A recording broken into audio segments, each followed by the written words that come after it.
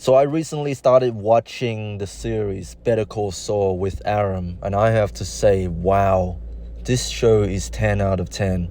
It is one of the highest rated show on IMDb.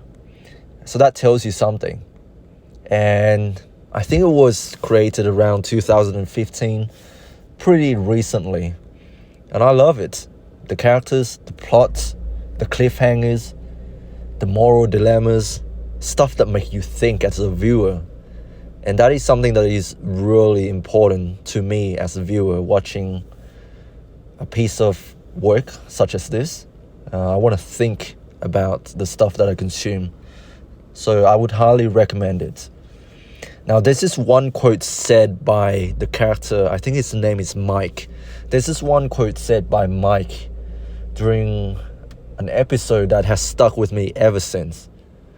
It's such an iconic quote. And Mike asked this to Jimmy, the protagonist of the show, the wannabe lawyer who struggled with all of these issues, trying to make a name for himself as a lawyer, trying to make it in this legal profession. So Mike asked Jimmy, a newbie lawyer, if you will, Mike asked Jimmy, are you still morally flexible? So he was asking Jimmy whether he want to do a job for him. And he knows that the nature of this job is, within the gray area. There's no right or wrong answer. So he asked Jimmy, are you still morally flexible? Because Jimmy, I'm not going to spoil it too much, but Jimmy used to be a delinquent, a criminal, if you will. And he turned his life around, and now he wants to make it as a lawyer. That's all I'm going to say. But yeah, Mike asked Jimmy, are you still morally flexible? And that quote has stuck with me ever since. Because the nature of my job, dealing with people, dealing with vulnerable people. I also face a lot of ethical dilemmas all the time with my work. So aside from trying to meet my professional obligations, I also struggled with ethical decisions. So things that are technically not illegal for me to do, but my decisions or my lack of decisions thereof, I felt sometimes might have had an impact on the well-being and the health outcomes of my clients. Sometimes I feel like even though I do not hold as much responsibility as a manager or as a physician, sometimes even though I don't have that much responsibility, I feel like I'm being caught in the crosshair. I'm being caught in the middle. I'm the middleman here. So I could have said something, or I could have done something about it rather than letting certain things slide. If you catch my drift. Professionals like doctors and lawyers are faced with ethical dilemmas all the time. It's just the nature of their work. Aside from trying to meet their professional obligations, trying to do their jobs, sometimes, these people, they have to fight a battle within themselves, thinking about whether the choice, the decisions that they're making, was that a conflict of interest? And whether they could have done something ethical about a situation. And sometimes I do agree it's very hard to decide. Sometimes there is no right or wrong answer. Sometimes you just have to pick a side, whether you like it or not. And sometimes, no matter the decision that you have chosen, no one wins. Everybody gets hurt somehow. Without going into too much details, because I know it's a confidentiality kind of thing. You're not meant to tell the world about this. But last night I observed something, and I feel like I could have done something about it. I still think about it. And yes, I have debriefed with my manager and talked to my colleagues, and we all know that there's nothing that I could have done, but I still think about it. It's not that I've done anything wrong per se, but I just feel morally obligated to speak up and do something in that moment. And now I'm thinking back about it, I'm beating myself up. It's not that I've done anything wrong. In fact, I've done everything that was minimally required of me in my profession. To tell the patients the information they need to look after themselves after they discharge from hospital. I've told them how to look after themselves, and I've given them the advice that I would give to a patient in that situation. Check in with their home physician to get the medications, to take the medications regularly and do this and do that. But I still feel like whatever that I've given them was not sufficient. I still feel like I could have done something else. And I'm going to tell you why I think this way. As the client was walking out of the door, by the way, his wife was picking him up. And his wife was not well herself. I could see it. She was not well. She was emotional. She was in tears. Already, alarm bells started going off in my head when I see a woman crying in the vicinity of a man. You start to pick up these things with more experience. So already alarm bells started going off. He was very heavily abusive towards her verbally. All of these words. And I should not have taken that. I should have said something. But for some reason, I thought it's better to keep quiet because I do want to maintain social cohesion. As soon as I start blowing off, I know there's no turning back. I just know that if I raise my voice, if I be stern with this man, something is going to happen.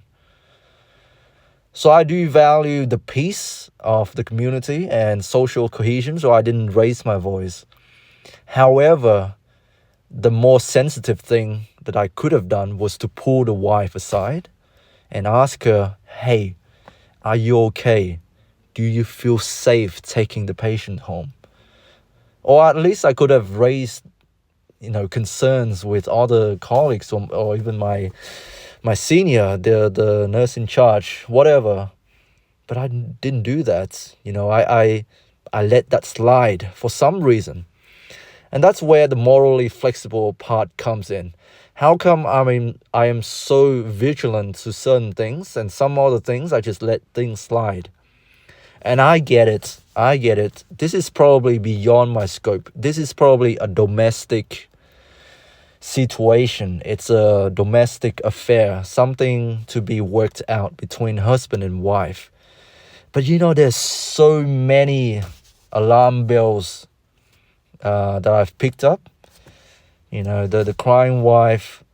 And also, I do not feel comfortable, now that I think about it, to let someone in that state, such as his wife, to be in that state and to drive the patient home. I don't feel like she even has the capacity, if you know what I mean.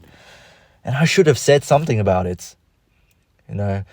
When my client was yelling at her, saying, oh, she's been drinking her head off, and now she's here to pick me up. I should have acted on it. I should have at least said something. But I let them walk out that door, because they're not under our care anymore. They're discharged. Technically, we don't have a responsibility anymore. Because they're discharged, they're not under our care anymore. They should be allowed to take care of themselves. They have that power. They have that autonomy. And this is something I learned in school. The patients, the individual has autonomy. You're meant to give that power back to them. You're meant to empower them by giving them the tools in order to equip them with looking after themselves. Yes, they are vulnerable. They require care, but at the end of the day, you're the one who signs the consent paper. You're the one who consents to medical treatments, and you're the one who agreed to being treated after you've been given adequate information. That's called informed consent.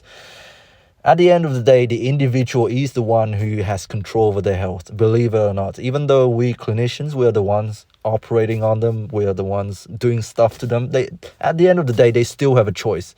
They still have a choice to either accept or refuse treatment. And sometimes I need to remind myself that the patient, the individual has power. They have the autonomy to decide what they want to do and what they don't want to do with their bodies after they've been given adequate information. The paternalistic model of care needs to be something of the past, I think. Because, in the past, people do not have a lot of knowledge about their health in general. Health literacy was very low back in the days. So with any problems, people just look up to their doctors and do exactly as what they have told them, what their doctors have told them. They look up to them as some sort of guardian. But now it's not like that anymore. Public health, public knowledge is widely accessible to everyone, and we should empower the individual to have more knowledge about their own health. So clinicians, we shouldn't be treating our patients as if we are their guardians and we are their parents. Paternalism needs to be something of the past. But I still cannot help but feel helpless. I cannot help but feel like I could have said something to this patient and his wife, But then again, his wife or him, they both need to consent to my suggestions, whether they need further help so I could refer them on to see a specialist or someone to help with their domestic affairs, stuff like that. Even his wife needs to consent to that, and she was following him, even though she was emotional. And I don't know what the heck was going on. Maybe it's outside my scope and I just need to let it be, let these people work out these issues themselves. I honestly, I couldn't have done anything about it. But you can't help but feel like you could have done something. Anyways, that's it for today. Hope you guys are doing well. Stay strong. God bless. I love you. And until next time, I'll speak to you later. And I don't know. Am I still morally flexible? Do I turn a blind eye to certain things? Meanwhile, being hyper vigilant about certain things? Who knows?